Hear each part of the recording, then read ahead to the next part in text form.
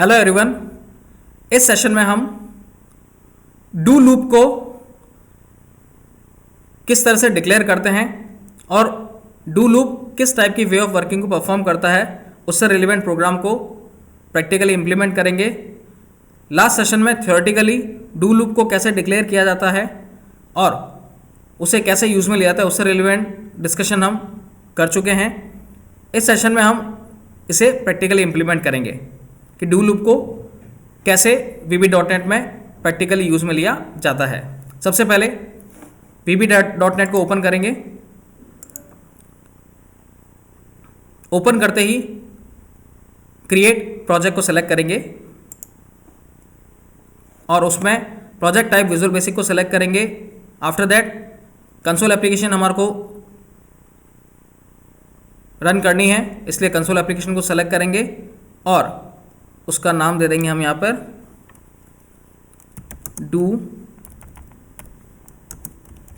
Do loop programme.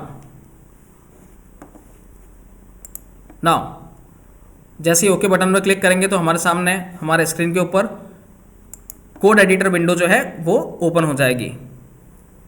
After that main function में हम लोग इसकी कोडिंग करेंगे। सबसे पहले फर्स्टली एक वेरिएबल को डिक्लेयर करेंगे like dim I as integer.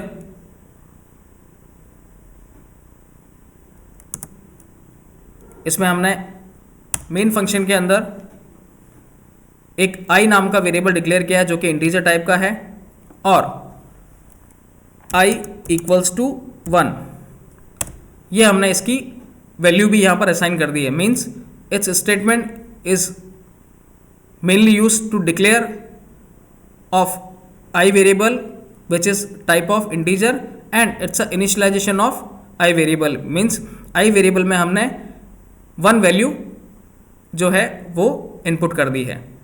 it's a initialization of I variable. After that now we will use do loop from the beginning keyword do. Now जैसे ही आप डू लिख के एंटर मारेंगे तो डू लूप का starting और उसका एंडिंग दोनों ही यहाँ पर क्या हो गया, डिफाइन हो गया। ठीक है, सबसे पहले एक बार वापस गो थ्रू करते हैं कि डू लूप क्या होता है। डू लूप एक ऐसा लूप है जिसमें डिफाइन किए गए हमारे द्वारा जो भी स्टेटमेंट्स हैं उन स्टेटमेंट्स को हम लोग सबसे पहले जो at the time of execution counter do loop के अंदर एंटर होगा और डू कीवर्ड के बाद में जो भी आपने स्टेटमेंट्स उसमें डिफाइन किए हैं वो स्टेटमेंट्स एक बार एग्जीक्यूट होंगे।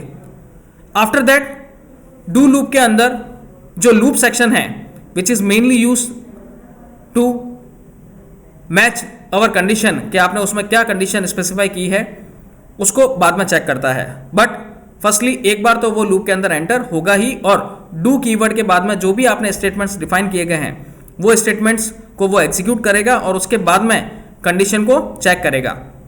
ठीक है, कि कंडीशंस जो है वो मीट आउट हो रही है या नहीं है। ठीक है, अगर मीट आउट हो रही होगी तो वापस वो डू लूप के अंदर एंटर होगा डू कीवर्ड के अंदर और उन स्टेटमेंट्स को एग्जीक्यूट करेगा जो आपने उसमें डिफाइन किया है। और ये लूप जब तक चलता रहेगा जब तक कि लूप के अंदर जो भी कंडीशन आपने डिफाइन की है वो कंडीशन फ्रूटफुल मीट आउट हो रही होगी तब तक। जैसे ही वो कंडीशन मीट आउट नहीं होगी तो वो लूप से बाहर आ जाएगा। ठीक है, so now it's a beginning of our do loop and it's a ending of our do loop जिसमें कि हम लोग यहाँ पर कंडीशन जो है वो स्पेसिफाई करेंगे। सबसे पहले डू लूप जो कि जिसमें कि हम लोग कुछ भी स्टेटमेंट डिफाइन करेंगे वो एक बार तो एग्जीक्यूट होंगे ही। Now in this do keyword console dot write line like I. Now after that I equals to I plus 1 ये दो स्टेटमेंट हमने डिफाइन कर दिए हैं डू कीवर्ड के बाद में। मीन्स जब भी ये डू लूप स्टार्ट होगा तो डू कीवर्ड के बाद में डिफाइन किए गए स्टेटमेंट्स को वो एक बार तो एग्जीक्यूट करेगा ही। एग्जीक्यूट करने के बाद में जो लूप है उस लूप के अंदर लूप वाइल आई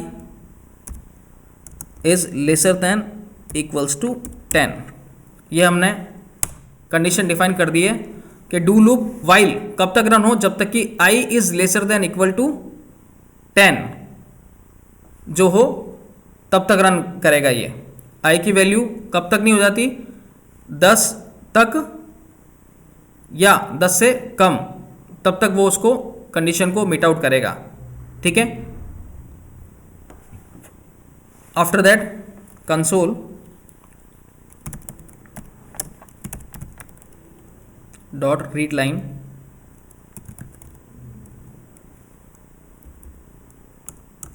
मेथड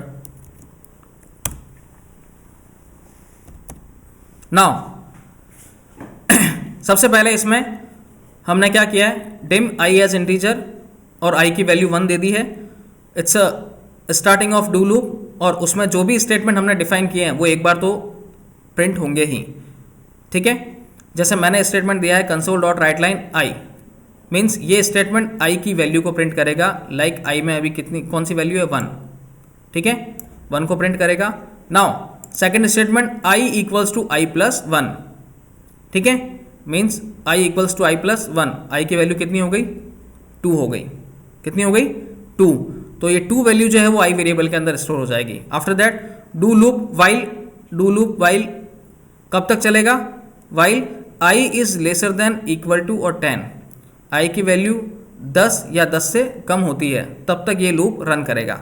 तो अभी आई की वैल्यू कितनी है इसमें, इस कंडीशन में 2 है, 2 इज लेसर देन और equal to 10, obviously 2 is lesser than 10, ठीक है, तो वो वापस लूप में एंटर होगा, कंसोल डॉट राइट लाइन आई को प्रिंट करेगा। तो आई की वैल्यू यहाँ पर कितनी है अभी 2 है, ठीक है, उस 2 को प्रिंट करेगा।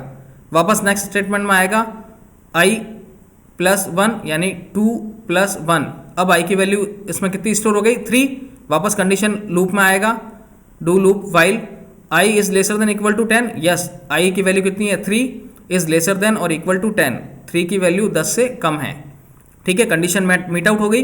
वापस जाएगा डू लूप में एंटर होगा, कंसोल डॉट राइट लाइन आई, तो 3 को प्रिंट करेगा यहाँ पे, ठीक है।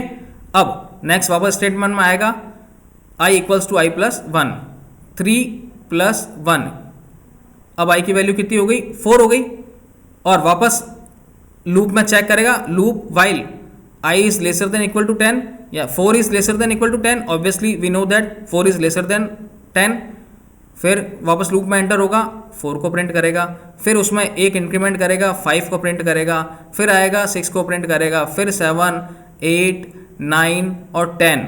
जैसे कि यहाँ पर आई की वैल्यू 9 है प्लस 1, तो आई की वैल्यू 10 हो गई, तो यहाँ लूप में आएगा 10 मतलब means i is lesser than equal to 10, yes we know that i is equal to 10, जब आई की वैल्यू 10 होगी तो ये भी 10 है, वापस लूप में एंटर होगा, आएगा कंसोल डॉट राइट लाइन आई को प्रिंट करेगा, यानी 10 को यहाँ पर प्रिंट करेगा। फिर जब 10 वैल्यू प्रिंट हो जाएगी उसके बाद में सेकंड स्टेटमेंट को मैच करेगा, I equals to I plus 1 means 10 plus 1, अब यहाँ पर आई की वैल्यू कितनी हो गई 11, ठीक है। अब loop while I is lesser than equal to 10 means 11 is lesser than और equal to 10, no 11 is greater than 10, तो इस लूप से वो बाहर आ जाएगा, ठीक है। सो it's a overall way of working of do loop. इसको रन कराते हैं हम लोग,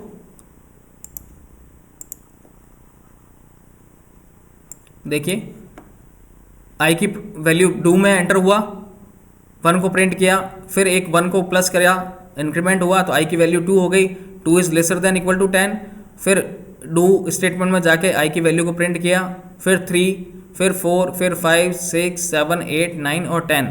जैसे ही 10 कंसोल डॉट राइट लाइन आई को प्रिंट करेगा, फिर आई का इंक्रीमेंट होगा, आई इक्वल्स टू आई प्लस 1, तो आई की वैल्यू 11 हो जाएगी, जैसे ही 11 होगी तो वो उस कंडीशन से बाहर आ जाएगा। So it's a overall way of working how to declare और use do loop in VB.NET। Close करते हैं, सेव करते हैं अपने प्रोजेक्ट को।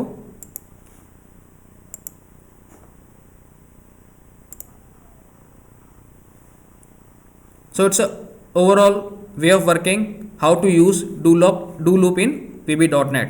I hope you understand. Thank you.